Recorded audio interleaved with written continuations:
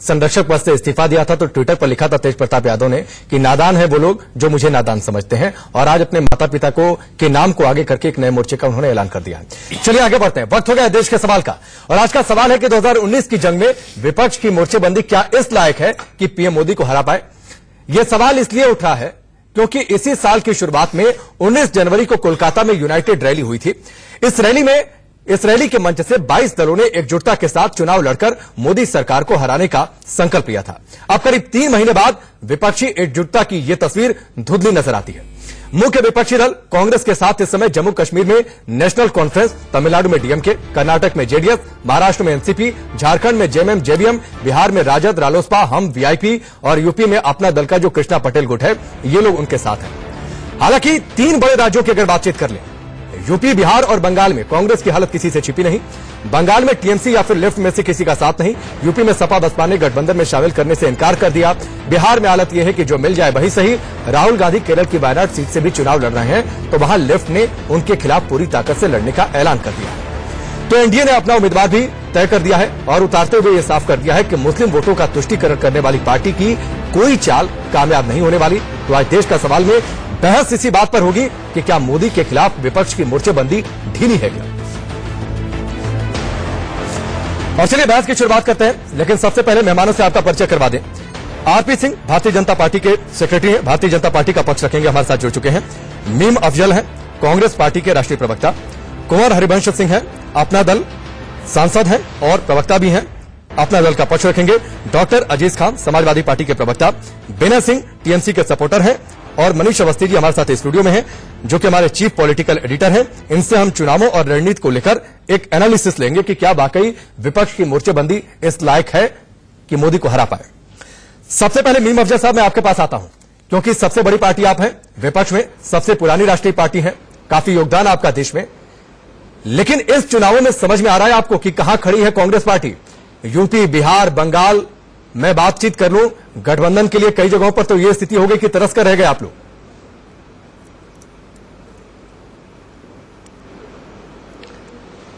देखिए, कुछ जगहों पर गठबंधन हो चुका है और कुछ जगहों पर हमें गठबंधन करने की शायद जरूरत ही नहीं पड़ेगी। राजस्थान का आपने नाम नहीं लिया, आपने मध्य प्रदेश का नाम नहीं लिया, आपने छत्तीसगढ़ का नाम नहीं दिया, आपने और कई जगहों का नाम नहीं लिए जहां पर हम अकेले अपनी ताकत पर लड़ रहे हैं। तो कांग्रेस पार्टी को गठबंधन के नाम पर नीचा दिखाने का जो एक अमल या कोशिश हो रही है, उसमें कोई कामयाबी मिलेगी नहीं। मैं सीधी बात करता हूं, आप बुनियादी सवाल उठा रहे हैं गठबंधन पर, आप बुनियादी सवाल उठा रहे हैं कांग्रेस पार्टी पर, मैं बुनियादी सवाल उठाता हूं भारतीय जनता पार्टी पर। मुझको ये बता दें कि भारतीय जनता पार्टी 6 स्टेट्स का मैं नाम लेता हूं आपको, उत्तर प्रदेश, बिहार, महाराष्ट्र, मध्य प्रदेश, गुजरात और राजस्थान। यहां कुल 248 सीटें हैं, जिसके अंदर से 226 सीटें भारतीय जनता पार्टी के पास हैं। आज मुझे बताइए कि क्या भारतीय जनता पार्टी किसी भी कीमत पर, वापस आना तो बहुत दूर की बात है, 226 सीटें, क्या 100-125 सीट ले पाएगी? एक एनालिसिस देख लीजिए, सर्वे जो आए उनको भी देख लीजिए। घुमा फिरा करके मैं बात नहीं कर रहा हूं, मैं सीधी बात कर रहा हूं। सवाल हम पर नहीं, सवाल बीजेपी पर उठाया जाता है। मोदी जी इतने पॉपुलर लीडर हैं और आप जानते हैं कि उनकी तकरीरों का एक रिकॉर्ड है, वो बहुत जबरदस्त ऑरेटर हैं। लेकिन ऑरेटरी से खाली सरकारें नहीं बनती हैं। एक बात आप समझ लीजिए, 2014 अलग था और आज 2019 है। जब मोदी जी को टेस्ट नहीं किया गया था, आज मोदी जी टेस्ट हो चुके हैं। 5 साल के अंदर उनकी कारकर्दगी 0 है। उन्होंने जो बड़े बड़े वायदे किए थे, उन्होंने जो कहा था 15-15 लाख रुपया अकाउंट में आएगा, उन्होंने जो कहा था कि 2 करोड़ नौजवानों को हर साल रोजगार देंगे, उन्होंने जो कहा था किसानों की आमदनी का 50% प्रॉफिट जो है आम लागत का, वो उनको मिलेगा।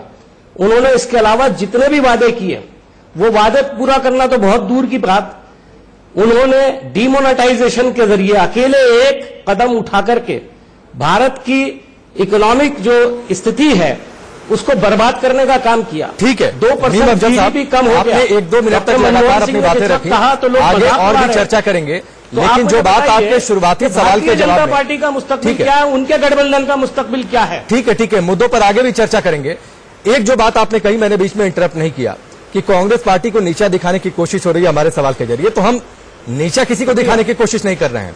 असल में यह सवाल उठा कहां से, इस बात को जरा सोचिएगा। 19 जनवरी को कोलकाता में रैली हुई थी, मल्लिकार्जुन खड़गे भी वहां गए थे।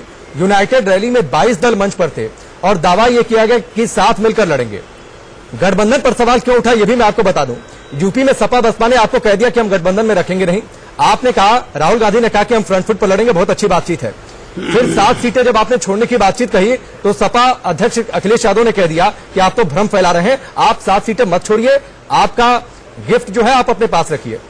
बिहार में हालत यह हुई कि पहले 11 सीटों की बातचीत हो रही थी, तेजस्वी यादव ने आंख दिखाई तो 9 सीट पर आप लोग मान गए। अभी स्थिति है कि 9 सीटें भी आपकी चॉइस के हिसाब से नहीं मिल पा रही हैं। जिस बंगाल में इतनी बड़ी रैली हुई, उस बंगाल में टीएमसी का भी साथ आपको नहीं मिला, लेफ्ट का भी साथ नहीं मिला।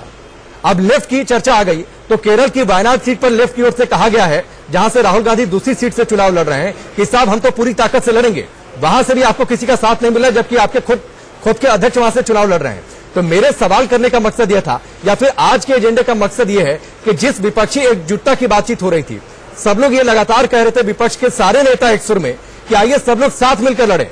ममता बनर्जी ने अपने इस मंच से कहा, ममता बनर्जी कहती है कि राहुल गांधी बच्चे हैं, तो आखिरकार इस गठबंधन और विपक्षी एकजुटता पर सवाल तो उठेगा ना।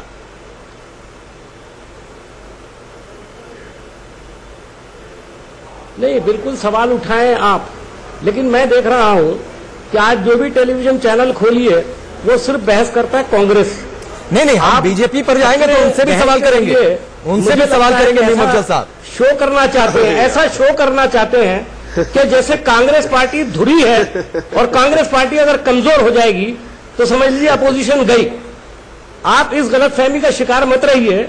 मैं आपको बता दूं, मैं तो आजकल डिबेट्स में भी कम ही जाता हूं, इसलिए कि भारतीय जनता पार्टी और तमाम चैनल्स जिस तरह से आज डिबेट कर रहे हैं, मुझे तो कभी कभी शर्म आती है कि मैं भी चूंकि बुनियादी तौर पर एक जर्नलिस्ट हूं, 35 साल मैंने जर्नलिज्म करने के बाद सियासत इख्तियार की और सियासत में भी मैं 20-25 साल से हूं।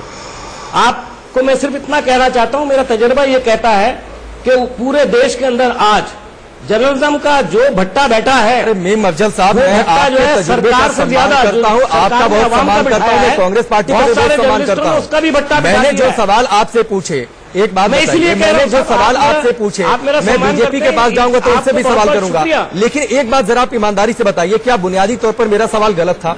क्या ये सवाल एक पत्रकार के मन में नहीं उठेगा कि जिस विपक्षी एकजुटता की इतनी बातचीत हो रही थी? आपका सवाल गलत नहीं है, तो कम से कम हम पर तो सवाल मत उठाइए ना।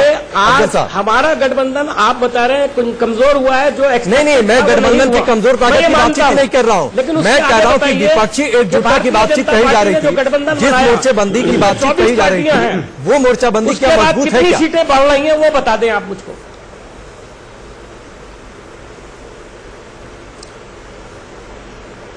क्या कहा अफजल साहब? आपकी आवाज नहीं आई। नहीं, मोर्चाबंदी मजबूत है, मैं सिर्फ इतना कह सकता हूं। अलग अलग स्टेट्स के अंदर रीजनल जो पार्टीज हैं वो ताकतवर हुई है, वो ज्यादा से ज्यादा अपने लिए राइट्स चाहती हैं, और मैं समझता हूं कि रीजनल पार्टीज कमजोर होती हैं तो उससे भी कोई बहुत अच्छा माहौल नहीं बनता है। रीजनल पार्टीज के मजबूत होने का नतीजा है कि आज रीजनल पार्टीज आपस में भी कर रहे हैं, जैसे उत्तर प्रदेश में किया। लेकिन मैं इसको कोई बुरी चीज नहीं समझता हूं। डेमोक्रेसी के अंदर यह समझना कि हम ही सब कुछ चलाएंगे या दूसरे कोई एक अकेला ही सब कुछ चलाएगा, अगला जो सरकार बनने वाली है उसमें आप देखिएगा क्या किस किस्म की सरकार बनेगी वो। ठीक है, चलिए मीम अफजल साहब, मैं आऊंगा आपके पास। डॉक्टर अजीज खान, मैं आपके पास आता हूं, क्योंकि यूपी बड़ा राज्य है और कहा यह जाता है कि दिल्ली की जो सत्ता है वो यूपी के रास्ते से होकर गुजरती है। कांग्रेस, ठीक है, आप लोगों ने गठबंधन में शामिल नहीं किया, लेकिन बड़े सद्भावना के साथ 7 सीटें ये लोग आपको दे रहे थे। आपके अध्यक्ष ने कह दिया कि भाई 7 सीटें आप अपने पास रखिए। आप लोग एक सद्भाव का माहौल भी बनाकर नहीं रख पाए, ये संदेश भी नहीं दे पाए कि चलो हम सब लोग एक साथ हैं। 7 सीट दे रहे थे, रख लिए होते, कम से कम एकजुटता का संदेश तो जाता। आप लोगों ने तो उल्टे कह दिया कि नहीं साहब, हम तो कांग्रेस के भी खिलाफ हैं।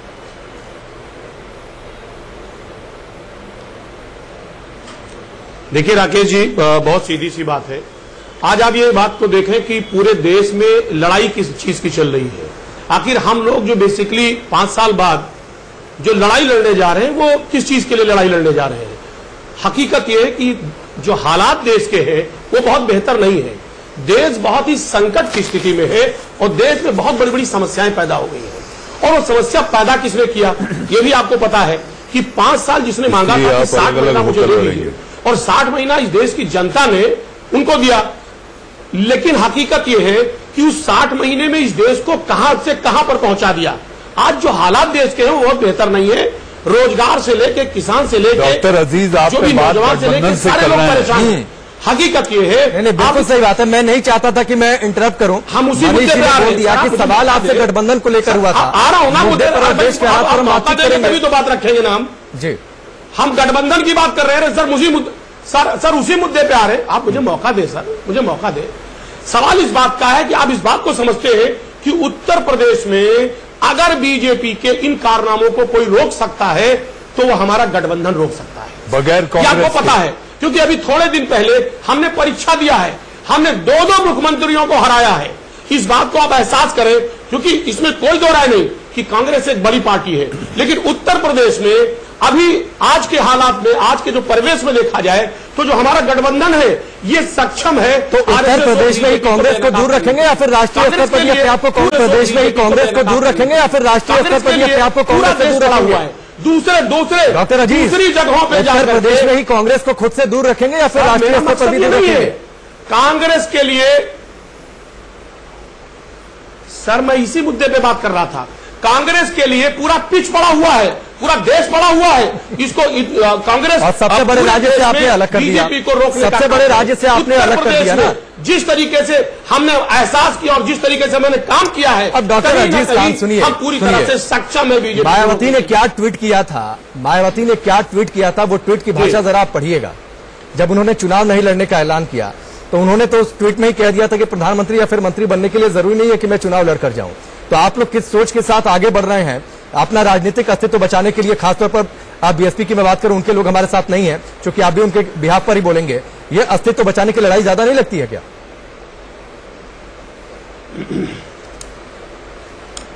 देखिए, अब अस्तित्व तो बचाना है मोदी जी को। मोदी जी का अस्तित्व खत्म हो गया है, बीजेपी का अस्तित्व खत्म हो रहा है। हकीकत यह है, अस्तित्व की लड़ाई नहीं है। हम कहीं ना कहीं बड़े लेवल पे उभर कर आ रहे हैं। ठीक है, चलिए, तरीके से पूरे देश ठीक है अजीत जी, मैं फिर आपके पास लौट कर आऊंगा। एक एक सवाल में सबसे ले लो, फिर मैं डिबेट को ओपन करूंगा। ठीक है, अब थोड़ा सा शांत हो जाइए। विनय सिंह, मैं आपके पास आता हूं। ठीक है, गुमराह किया है पूरे देश को। ठीक है अजीत जी, मैं आऊंगा। विनय सिंह, कोलकाता में इतनी बड़ी रैली हुई थी, 22 दल एक मंच पर थे। कहां गई 22 दलों की एकजुटता? ममता बनर्जी जो इस रैली को एड्रेस कर रही थी, उनकी अध्यक्षता में इतना बड़ा आयोजन हुआ, उन्होंने राहुल गांधी को बच्चा कह दिया।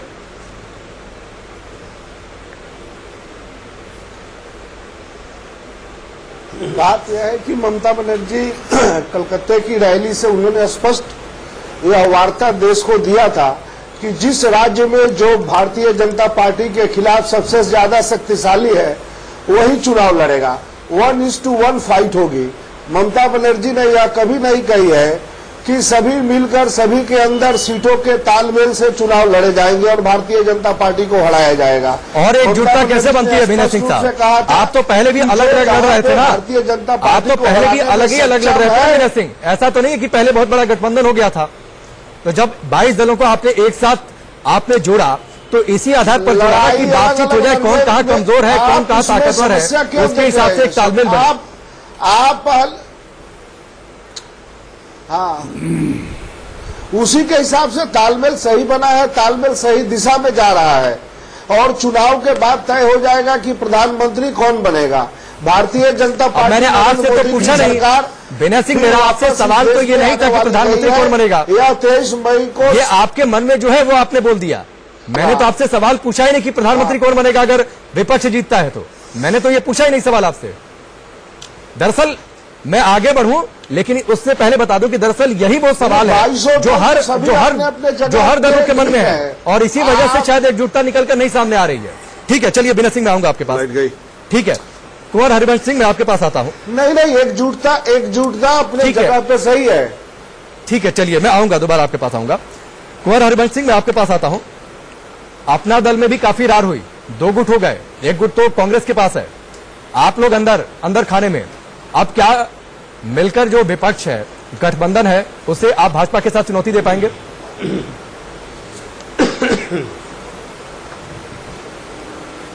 देखिए, ऐसा है कि मोदी जी के नेतृत्व पे पूरा हिंदुस्तान विश्वास कर रहा है। उनको 282 सीटें मिली थी पिछली बार, इस बार 300 के पार जाने की बात है। जब अरे तक यूपी का पहले बता दीजिए हरबंस सिंह। डेवलपमेंट कायदे से नहीं होगा। ठीक है, आपको ख्याल है कि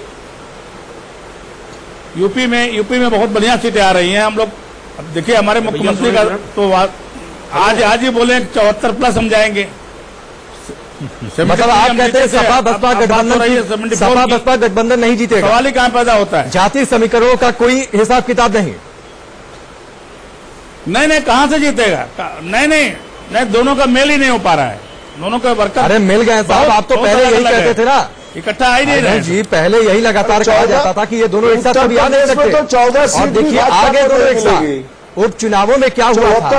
उपचुनावों में क्या हुआ था? लिटमस टेस्ट हुआ महागठबंधन का, वो गठबंधन तो बन गया। डिफरेंस है, इतना ज्यादा डिफरेंस है कि इकट्ठा आ ही नहीं सकते। इकट्ठा आ ही नहीं सकते ना, बिल्कुल इकट्ठा नहीं आ सकते। चलिए ठीक है। हम लोग तो यूपी के हैं, हम जानते हैं, वर्कर्स की भावना जानते हैं। ठीक है चलिए। इतना SC/ST का केस लगा, इतना सब केसेज लगे हैं लोगों के ऊपर, तो कोई आने एक साथ चुनाव लड़ रहे हैं, ये तो सच्चाई है। इसको तो मत नकारिए। जाएंगे, ठीक है, कम नहीं रहेंगे। चलिए मैं आऊंगा आपके पास। आरपी सिंह, मैं आपके पास आखिर में इसलिए आया क्योंकि सारे विपक्ष की बातें मैं सुन लूं। जी, आप लोग बड़े खुश हो रहे होंगे कि कम से कम ये 22 दल एक साथ आकर चुनाव नहीं लड़ रहे हैं। आप लोगों को क्या राह वाकई उतनी आसान नजर आती है? कहीं अंदर खाने में कोई गेम ना हो?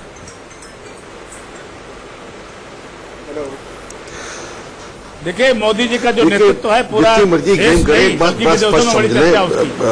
बहुत लोग खुश है। मैं विदेश अभी अमेरिका, हरबंस जी आरपी सिंह को बोलने दे। अभी मैं ये सवाल आरपी सिंह के लिए था और वहां मैंने पूछा कि मोदी जी की तारीफ क्यों कर रहे हो? ठीक है आरपी जी जवाब दीजिए। बता रहा हूँ, एक घटना बता रहा हूँ कि अमेरिका में गया था। नहीं, मैं आऊंगा आपके पास। हरबंस जी मैं आपके पास दोबारा आऊंगा, बता लीजिएगा। एक सवाल मैं सबसे ले लूं। मोदी जी की वजह से हमको पहचान मिल रही है, सवाल का जवाब ले लूं सबसे मोदी पहले जी की वजह से हमको सम्मान मिल रहा है। ठीक है, आप अपनी बात आगे भी रखिएगा। आरपी सिंह जवाब दीजिए।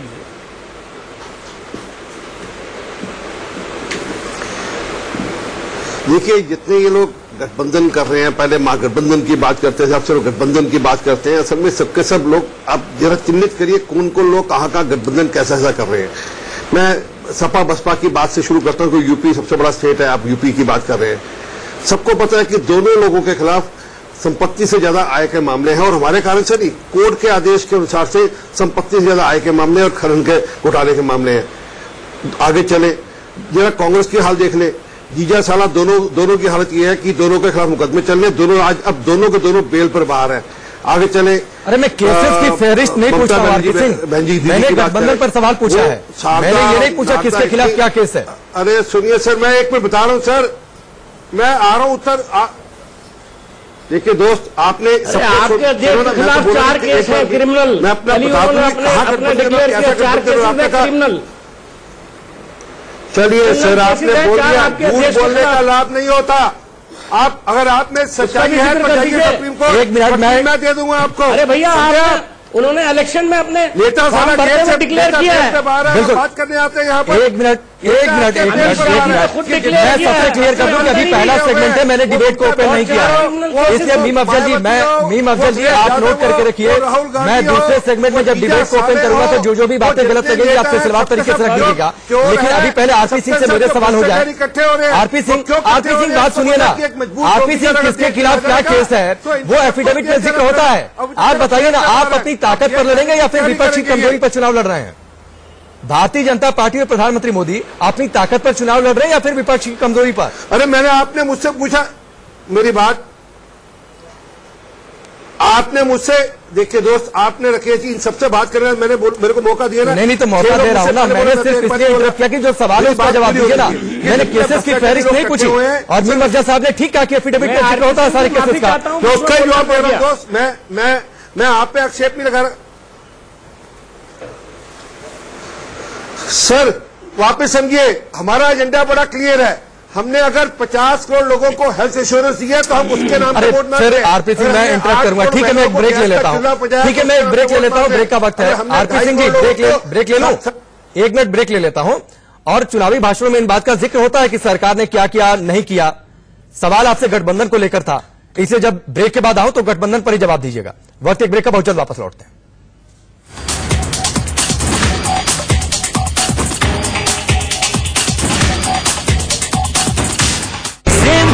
ने किया कमाल, कब से मारा चमके काटा।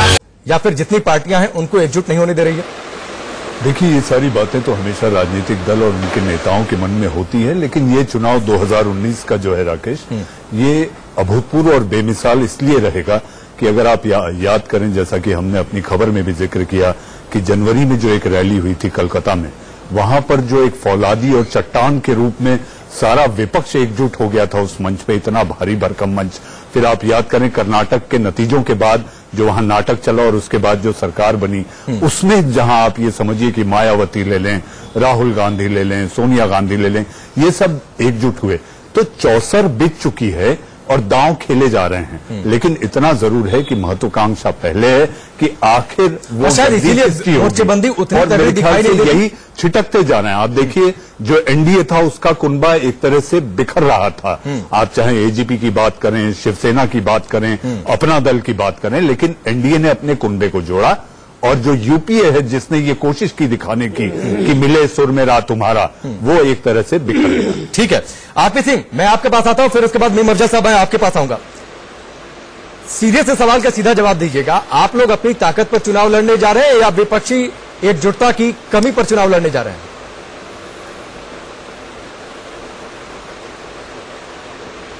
मैंने कहा था आपको, मैं गिना ही रहा था हमारी ताकत क्या थी। जब हमने 50 करोड़ लोगों को हेल्थ इंश्योरेंस दी 5 लाख रुपए की, वो हमारी ताकत है। जब गरीब आदमी का बैंक खाता खुल गया, वो हमारी ताकत है। जब किसान के खाते में किसान सम्मान राशि जाने लगी, वो हमारी ताकत है। जब 37 करोड़ लोगों के बैंक खाते खुल गए, वो हमारी ताकत है। जब गरीब आदमी को, गरीब महिला को घर पे गैस का चूल्हा मिल गया, वो हमारी ताकत है। जब 18,000 गांव में बिजली का कनेक्शन जुड़ गया, वो हमारी ताकत है।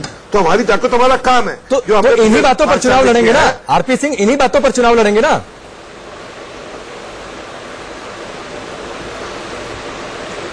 हमारा और सुनिए, और इसके साथ हमारी ताकत यह भी है कि जब देश को जरूरत पड़ती है तो सेना को खुली छूट मिलती है, वो आतंकवादियों के जो खेमे हैं उनको जाकर तोड़े, उनको जाकर उनका तहस नहस करे। ये भी हमारी ताकत है, क्योंकि पहले कभी हुआ नहीं था। मुझे अभी याद आ रहा है, अभी फली मेजर साहब जो एयरफोर्स के फॉर्मर चीफ, उन्होंने कहा कि हम मनमोहन सिंह जी के पास ठीक है, आरपी सिंह, ठीक है, सुनिए, इस बात की सुनिए, ऐसा नहीं है कि इससे पहले की सरकारों ने जवाब नहीं दिया था। हमला नहीं किया आरपी सिंह, इससे पहले ऐसा नहीं है कि इससे पहले की सरकारों ने जवाब नहीं दिया था, और आपने जिन मुद्दों को गिना लिया, ये मैं नहीं कह रहा। सुन लीजिए सवाल सुन लीजिए ना, आपने जिन मुद्दों को गिना दिया, अगर वही मुद्दे इतने ताकतवर हैं, सब एयरफोर्स के चीफ उन्होंने कहा, हमने थोड़ा कहा ये ठीक है, बात सुन लीजिए। अभी डॉक्टर सारस्वत ने कहा, जब हमने एसेट के थ्रू हम वहां पे सैटेलाइट को तहस किया और बताया कि हमारी ताकत क्या है, तो उन्होंने कहा कि हमने 2012 में रिक्वेस्ट की थी, तब की सरकार ने मना कर दिया। अरे तो इससे आरपी सिंह, ऐसा तो नहीं है कि आपने आया 4 साल में और सारी तैयारी हो गई। अगर 2012 में तैयारी पूरी थी तो ये यूपीए सरकार की देन थी ना कि वो तैयारी पूरी थी प्रोजेक्ट को लेकर। आपने तो इन 4-5 सालों में तैयारी कर नहीं ली। प्रोजेक्ट तो कांग्रेस की सरकार में हुई थी। ना, आप गलत कह रहे हैं। 2012 में तैयारी नहीं थी, 2012 में तो छूट भी नहीं थी, वो बिना पैसे के परमिशन नहीं मिली थी ना, लेकिन प्रोजेक्ट को लेकर तैयारी तो थी ना, उसकी तैयार था ना परीक्षण के लिए, तब वो क्या हुआ। 2012 में तो सरकार ने फाइल वापस भेजी। ठीक है, अब 2012 के अंदर, जून के अंदर तो इन्होंने रफाइल का सौदा कैंसिल कर दिया था, क्योंकि इनको लग रहा था कि यार हमको पैसे मिलेंगे। ठीक है, एक सवाल और ले लीजिए, फिर मैं मीम अफजल के पास जाऊंगा, फिर मैं डिबेट को लगातार एक सवाल और ले लीजिए आरपी सिंह, एक सवाल और ले लीजिए आरपी सिंह, आपने इतने काम किए, ठीक है, मैंने मान लिया। आरपी सिंह, मैंने मान लिया आपकी सारी बात। आरपी सिंह, मैंने मान लिया आपकी सारी बात। अब सुन तो लीजिए, 25 रुपए किलो आटा था, आज 100 रुपए में 1.5 किलो। अरे ठीक है, और 22 रुपए किलो आटा है। आरपी सिंह सुन लीजिए, मान लिया मोदी सरकार ने बहुत काम किया, तो इन मुद्दों को छोड़कर आप फिर हिंदुत्व आतंकवाद का मुद्दा क्यों उठाते हैं? आप फिर राष्ट्रीयता को आगे क्यों करते हैं? अगर आपने इतना अच्छा काम किया है तो रैलियों में सिर्फ काम का जिक्र कीजिए ना। कल अमित शाह ने कहा, आज प्रधानमंत्री मोदी हिंदू आतंकवाद के मुद्दे पर सामने आ गए।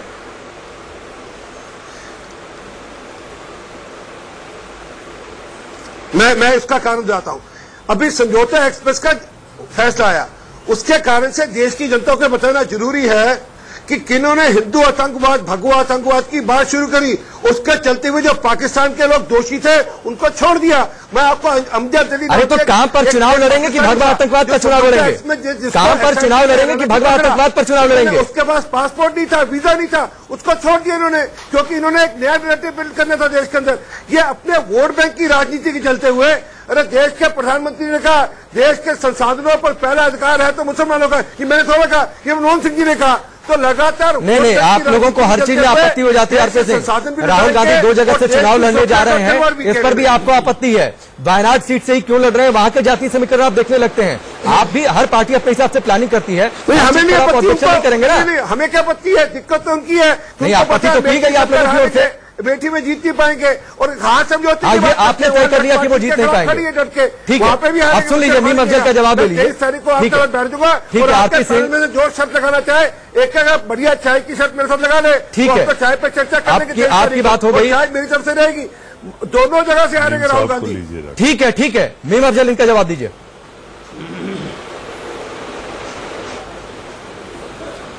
देखिए, आपने दुखती रग पर हाथ रख दिया। आपने इनसे पूछ लिया आतंकवाद पे और डिफेंस के मामले पे आप चुनाव क्यों लड़ रहे हैं। देखिए, अभी कह रहे थे 12 के अंदर हमने परमिशन नहीं दी 2012 में। आपने खुद ही जवाब दे दिया कि 12 में तैयारी तो थी ना। किस वक्त क्या काम करना है ये सरकार तय करती है, हमने कभी जवाब नहीं दिया। ये पिछले जो इतने सालों से सरकारें चली आ रही हैं उनके बारे में शायद ये कह रहे हैं कोई बुज़दिलों की सरकार थी।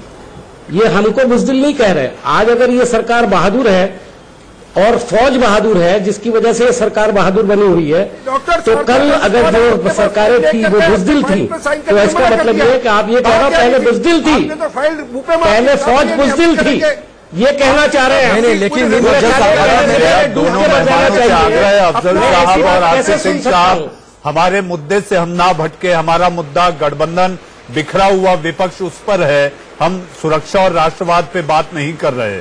मेरा आप दोनों से आग्रह है, आप दोनों बहुत संजीदा इंसान हैं, संजीदा प्रवक्ता हैं, आपसे आग्रह है कि केवल मैं तैयार हूँ सिर्फ गठबंधन पर बात करने के लिए, जम्मू कश्मीर की बात करने के लिए आया और मैं उसके लिए तैयार हूँ। आरपी साहब, बात गठबंधन, महागठबंधन, बिखरा विपक्ष, जवाब देना पड़ेगा। मैं माफी चाहता हूँ आपसे।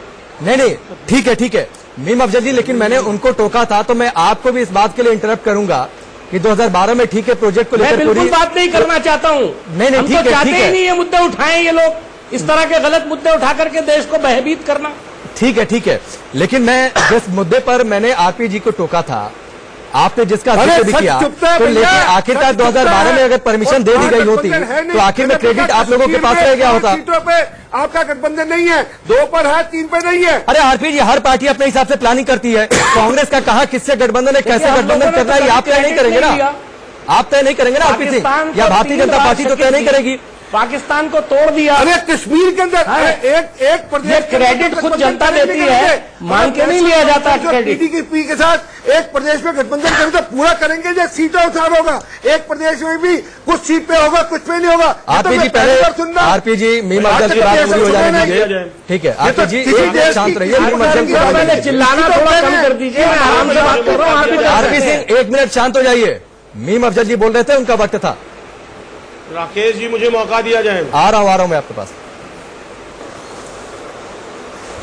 मीम अफजल जी अपनी बात पूरी करिए। देखिए, मुझसे आप कोई सवाल पूछेंगे मैं उसका ही जवाब दूंगा।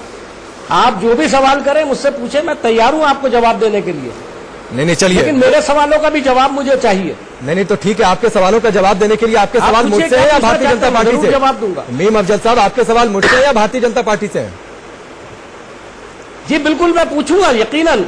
नहीं, तो सवाल आप मुझसे पूछेंगे कि वो तो आपका पार्टी से पूछेंगे। आप उनसे सवाल क्यों पूछ रहे हैं? जाहिर है सरकार से किए जाते हैं सवाल, तो अपोजिशन से नहीं किए जाते इतने सवाल। ठीक है, चलिए, आपके पास सवाल ये था कि जिस गठबंधन की ताकत की बातचीत हो रही है, अपोजिशन का काम तो सवाल पूछना है, ना कि सवालों का जवाब देना।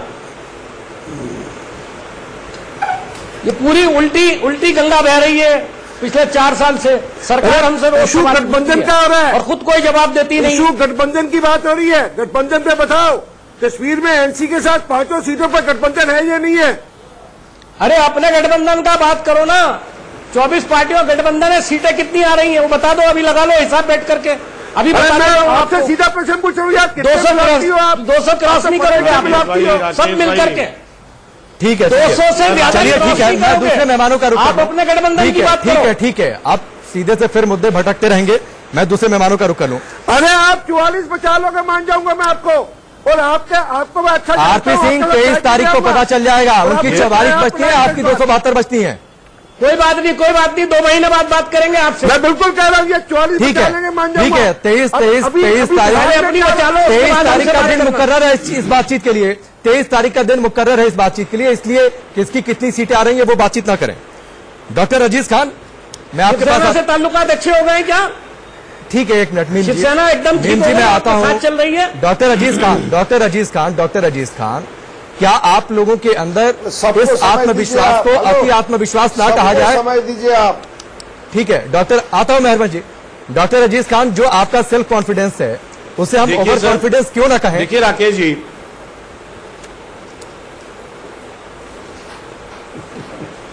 राकेश जी बहुत अच्छा सवाल आपने किया, और मैं इसको ओवर कॉन्फिडेंस और सेल्फ कॉन्फिडेंस की बात नहीं करता।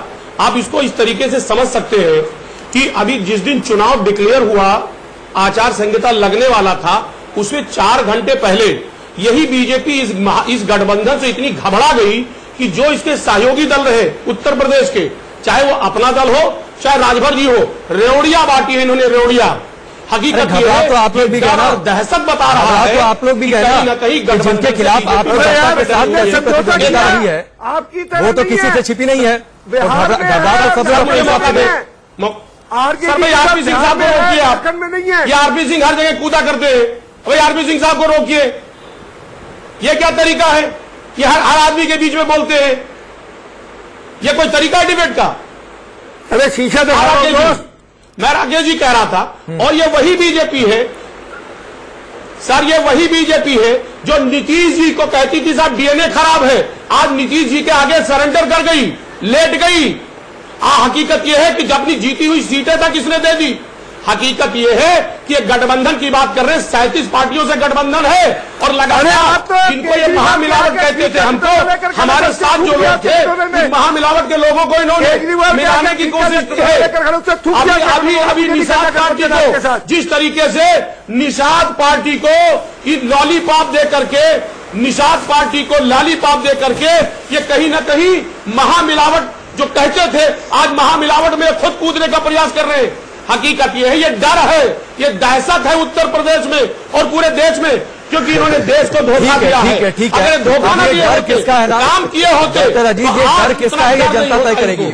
अजीज जी, डर किसका है ये जनता तय करेगी, और जनता पर इस बात को छोड़ दीजिए, जनता पर छोड़ दीजिए ना इस बात को।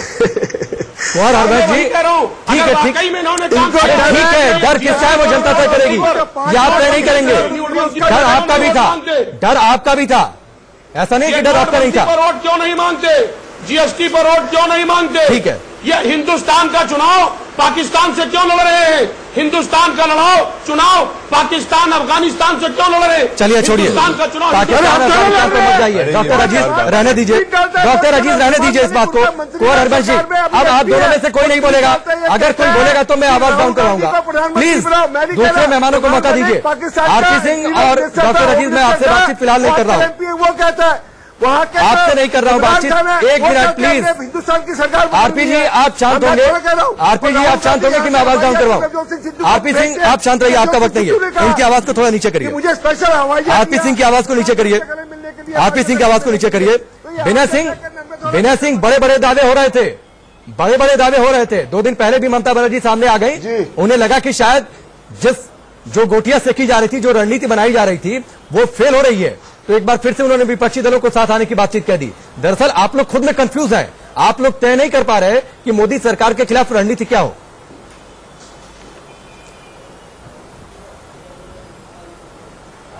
मोदी सरकार के खिलाफ तो रणनीति एकदम ही स्पष्ट है।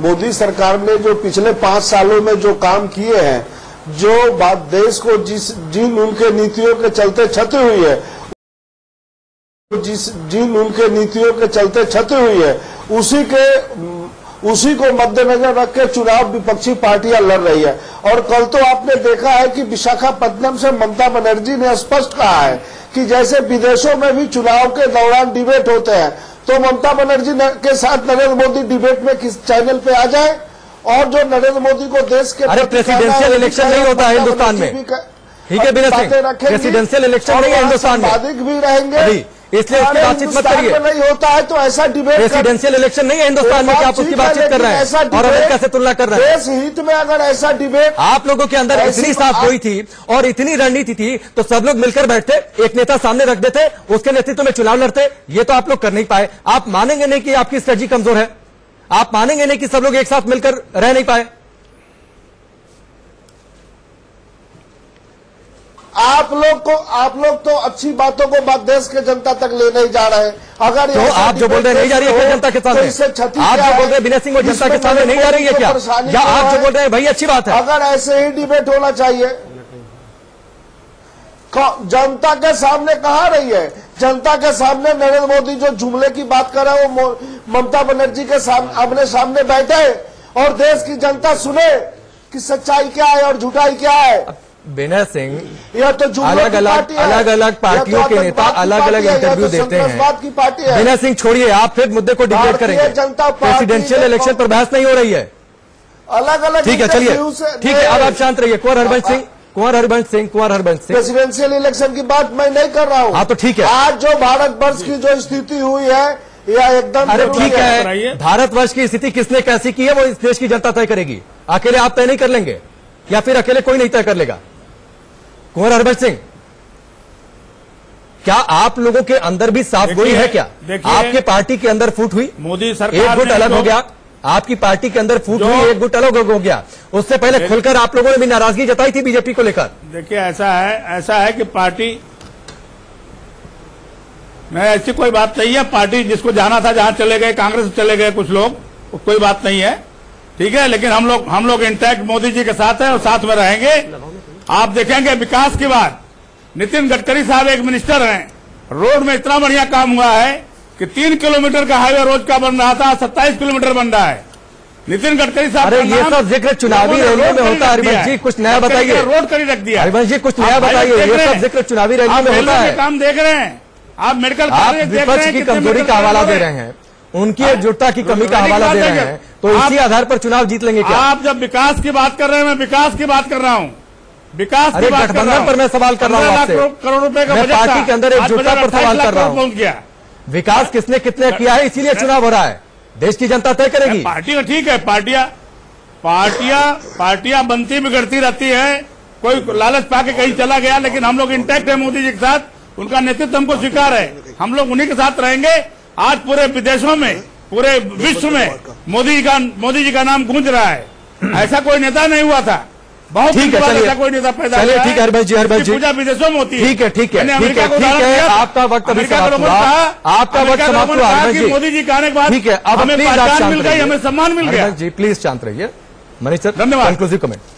देखिए, ऐसा है राकेश कि अभी बचे हुए दिनों में बहुत सारे ऐसे प्रयोग होंगे और अपने पराये हो जाएंगे और जो पराये थे वो अपने हो सकते हैं, दल बदल चीजें चलती रहेंगी। मेरे ख्याल से टैसिट अंडरस्टैंडिंग भी होगी, लेकिन एक चीज समझने की बात है, जो घर में लगी आग है, चाहे वो आप बिहार में ले लें जो तेजस्वी और तेज प्रताप के बीच हो रहा है, जीतना तब जरूरी हो जाता है जब लड़ाई अपने आप से हो, लेकिन जीतना पहले घर से इनको पड़ेगा, तब जाके ये सत्ताधारी दल से जीत पाएंगे। एक और दूसरा, जब हमने अपने इस डिबेट की शुरुआत की थी तो हमने कहा था पहले मिले सुर में रात तुम्हारा। अब स्थिति यह है कि दलों के दिल के टुकड़े हजार हुए, कोई यहां गिरा कोई वहां गिरा।